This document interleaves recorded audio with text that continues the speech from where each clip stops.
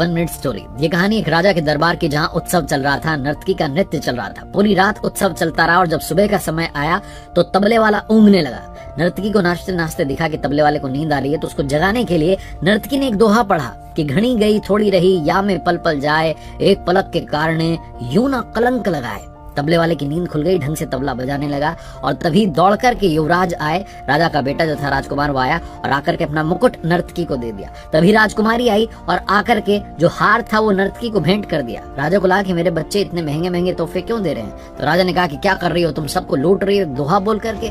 तभी युवराज ने कहा, जो राजा का बेटा था, उसने कहा कि महाराज आप वृद्ध हो चले लेकिन मुझे सिंहासन नहीं दे रहे हैं। मैं आज सिपाहियों के साथ मिलकर आपको मारने वाला था, वो तो इस दोहे ने मेरी आंखें खोल दी कि घड़ी गई थोड़ी रही, थोड़ा समय बचा है, आज नहीं तो कल ये राजपाट मेरा ही होगा। मैं पिता की हत्या का कलंक अपने नाम क्यों लूं।